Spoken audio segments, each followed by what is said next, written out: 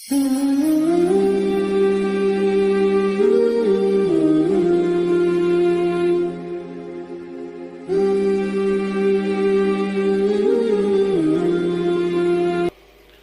کے علاوہ ذرا غور کریں، جو تمہیں چھوڑ کے ہماری طرف آئے گا ہم اس کو بولو واپس کر، ہم کریں گے واپس، کیونکہ ہمیں یقین ہوتا ہے۔ اس لیے ہم اپنے کسی ساتھی کو کسی کے پروگرام اور جلسہ سننے سے روکتے نہیں۔ ہمارے جلسوں سے، مراکز سے لوگ روکتے ہیں ادھر نہ جائیں۔ کیوں؟ کہتے ہیں اگر آپ ادھر جائیں گے تو ادھر جائیں گے، اگر آپ ادھر جاتے رہے تو سمجھو کہ آپ جاتے رہے، اس لیے لوگ روکتے۔ ہمیں یقین ہوتا ہے کہ ہمارا بندہ جہاں بھی بیٹھا ہو وہ انشاءاللہ ہمارا ہی۔ کسی کو سن کے وہ متاثر نہیں ہوتا، اس کو یقین ہوتا ہے کہ جس پر میں بیٹھا ہوں یہ حق۔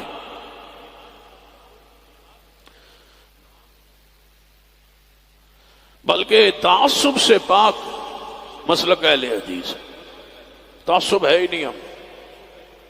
ہمارے مسجد میں آ کے اگر نماز وہ لوگ پڑھیں جو آل الحدیث نہ ہوں تو اللہ کی قسم اٹھا کے کہتا ہوں ہمیں زیادہ خوشی ہوتی، زیادہ خوشی ہوتی۔ اہل حدیثوں کے آنے سے اتنی خوشی نہیں جتنے دوسروں کے آنے سے خوشی ہوتی، کیونکہ ہمیں یقین ہوتا ہے کہ اگر یہ آ رہے ہیں تو آ رہے ہیں، انشاءاللہ آ جائے، یعنی خوش ہوتے ہیں یہ آتے رہے تو انشاءاللہ یہ آ جائے۔ باقی لوگوں کو پریشانی ہوتی ہے کہ یہ ہماری مسجد میں آ کے کیوں نماز پڑھتے، ہمیں نہیں پریشانی ہوتی۔ وہ آئیں پاؤں سے پاؤں نہ ملائیں، ہمیں کوئی اعتراض نہیں، رفع الیدین نہ کریں، ہمیں کوئی اعتراض نہیں، اونچی آمین نہ گئیں، ہمیں کون سا پتہ چلتا ہے کون نہیں کر رہا، یعنی کہ نہ گئیں، ہاتھ ناف کے نیچے باندھتے ہیں، بے شک باندھیں، ہمیں کوئی اعتراض نہیں۔ وہ آگے پہلی صف میں کھڑے ہو جائیں تو ہمیں کبھی نہیں کہا کہ پہلی صف میں صرف آل الحدیث ہے، نہیں، ہم سارے مسلمانوں کو وہی درجہ دیتے کہ آئیں، حتیٰ کہ پہلی صف میں عین امام کے پیچھے کھڑے ہو کے دوہری اقامت کہہ دیں تو ہم پھر بھی جماعت کرانے کے لیے تیار ہیں۔ لیکن ایک دن ہم جائیں اور اقاری اقامت کہیں تو تم بھی ذرا جماعت کرا کے دیکھو تو صحیح۔ یعنی ہمارے اندر تعصب نہیں ہے، ہم تو پیار کرنے والے، محبت کرنے والے۔ اگر ہم کسی سے، لوگ کہتے ہیں تم نے الگ مسجدیں کیوں بنائی، بھائی تم نے ہمیں نکالا ہے تو بنائی ہے نا، آپ ہمیں برداشت کریں۔ جس طرح آپ ہماری مسجد میں آتے ہیں، ہم نہیں روکتے، نہیں ٹوکتے، نہیں منع کرتے، ہم آپ کی مسجد میں جائیں، ہمیں ذرا اونچی آمین کہنے تو دیں۔ کی خیال؟ اونچی آمین ہمیں کہنے دیں، پاؤں سے پاؤں ذرا ہمیں جوڑنے دیں، ہاں سینے پر باندھنے دیں، تو رفع الیدین ہمیں کرنے دیں۔ یقین جانے ہمارے علاقے میں ایک مسجد ہے، وہاں پر ہمارے ایک ساتھی سعودی عرب میں گئے، واپس آ کے تبدیل ہو کے آئے، انہوں نے آگے اپنی مسجد میں آمین کہی، مولوی صاحب نے آمین سننے کے ساتھ ہی سلام پھیر دی۔ کہتے ہیں آپ کون ہیں؟ اس نے کہا میں آپ کا نمازی ہوں، آپ اس لیے حج میں گئے تھے کہ اپنا مذہب وہیں چھوڑو۔ اس نے کہا اپنا چھوڑ آیا ہوں تو جو لے آیا ہوں وہ کتنا پیارا ہے، وہاں کا لے آیا ہوں اور اپنا وہاں چھوڑ آیا ہوں، وہاں سے لے آیا ہوں۔ کہنے لگے یہاں اگر آمین کہنی ہے تو پھر اور مسجد بنا لو۔ اس نے کہا مسجد میں میرا حصہ ہے، میں یہیں پڑھوں۔ دوسرے دن وہ نماز پڑھنے گیا، سلام پھیر دیا، سلام پھیرنے کے بعد اس کو مارنا شروع کر دی، داڑھی کو کھینچا۔ اس کو کسی نے سمجھایا، اس نے درخواست دے دی عدالت، کیس لگ گیا۔ جج نے کہا مولوی صاحب معذرت کر لیں، معافی مانگ لیں، وگرنہ سزا بڑی ہے، 9 مہینے ضمانت بھی نہیں ہوگی۔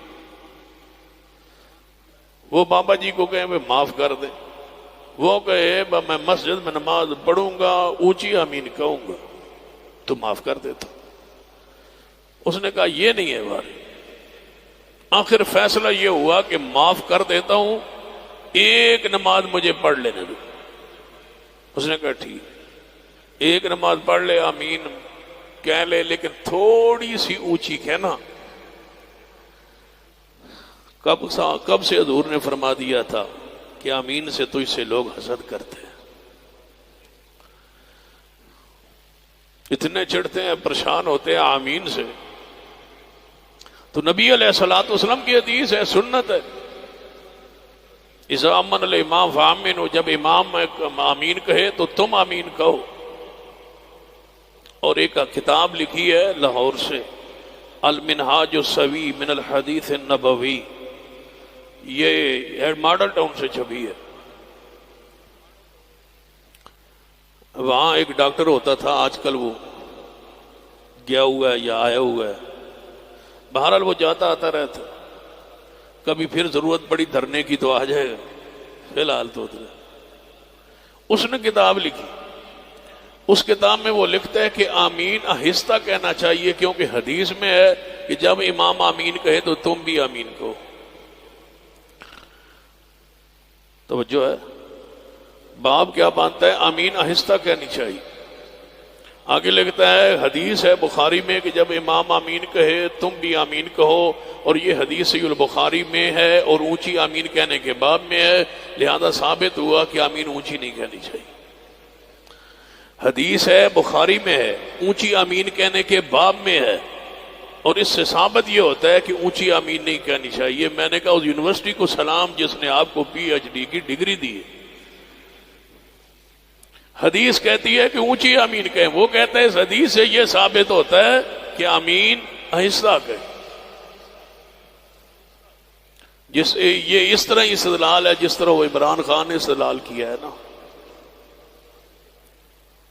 بسار اجلاس نے کہا بخط خط والا کوئی ڈرامہ نہیں ہے. کہتا سمجھ آ گئی نا، ڈرامہ ہے نا، سمجھ آ گئی ہے نا کہ اس میں کوئی حقیقت ہے. وہ کہتے ہیں حقیقت نہیں ہے، یہ کہتا ہے کہ سمجھ آ گئی ہے نا حقیقت ہے. میں نے کہا یہ کزن ہے نا اسی کا، جو وہ سمجھتا ہے یہ وہی سمجھتا ہے. جو تمہیں چھوڑ کے آئے، توجہ، جو تمہیں چھوڑ کے آئے ہم اس کو واپس کریں گے. تعصب مسلک اہل الحدیث میں اللہ کے فضل سے نہیں ہے. ہم سب کو دعوت دیتے ہیں آئے اتباع کریں پیارے حبیب جناب محمد صلی اللہ علیہ وسلم، اور وہ اتباع خالص، اس میں کوئی اور شریک نہ ہو، خالص اتباع. لوگ تمہیں کہیں گے کہ اس کا معنی یہ ہے کہ آپ اماموں کو نہیں مانتے. ہم کہتے ہیں کہ ہم اماموں کو، بولو اونچی بولی، ہاں توجہ فرمائیے، اونچی بولیے. 2 بجے تو انشاءاللہ تقریر شروع ہونی. آپ توجہ ہے نا ماشاء اللہ. 2 بجے تک تھوڑا سا، کیونکہ میں ابھی تقریر کر کے آیا ہوں علامہ ہشام صاحب کے پاس، تو اس لیے وہاں چونکہ زور لگا دیا ہے. اب 2 بجے میں شروع کروں گا انشاءاللہ. توجہ آپ کی 2 بجے تک اگر قائم رہی تو اس کے بعد 3 بجے تک انشاءاللہ پھر آپ اور میں ہی رہیں گے انشاءاللہ.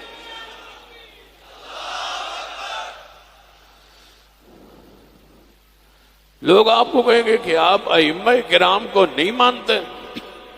ہم کہتے ہیں کہ ہم اماموں کو مانتے ہیں. ذرا آپ بتلائیں کہ اماموں کو ماننا کیسا ہے، وضاحت کر دیں. آپ مانتے ہیں ہم، لیکن آپ جو کہتے ہیں کہ آپ نہیں مانتے، ہمیں بتلائیں کہ ہم نے کیسے ماننا ہے. ہم اپنے ذہن فکر علم کے مطابق یہ کہتے ہیں کہ ہم سارے اماموں کو مانتے ہیں.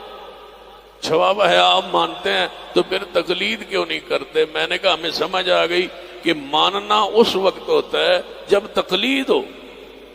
کہتے ہیں جی تقلید کرو پھر مانتے ہیں. میں نے کہا آپ تقلید کرتے ہیں نا؟ کہتے ہیں جی ہم تو کرتے ہیں اللہ کے رحمت سے. تو میں نے کس کی کرتے ہو؟ کہتے ہیں امام ابو حنیفہ رحمت اللہ علیہ. تو امام شافعی رحمت اللہ علیہ کو مانتے ہو؟ جی ہم مانتے ہیں. کیسے مانتے ہو؟ کہتے ہیں ہم ان کو ویسے مانتے ہیں. ماننا تو ہے تقلید کے ساتھ. امام شافعی و مالک احمد بن حنبل تینوں کو مانتے ہو؟ کیسے؟ ذرا وضاحت کیجیے. کہنے لگے ہم ان تینوں کو ویسے مانتے ہیں. چوتھے امام ابو حنیفہ رحمہ اللہ کی تقلید کرتے ہیں. میں نے کہا بس تمہارا اور ہمارا تھوڑا سا فرق ہے. تم تین کو ویسے مانتے ہو، ایک کی تقلید کرتے ہو، ہم چاروں کو ویسا مانتے ہیں، اطاعت مصطفیٰ کی کرتے ہیں۔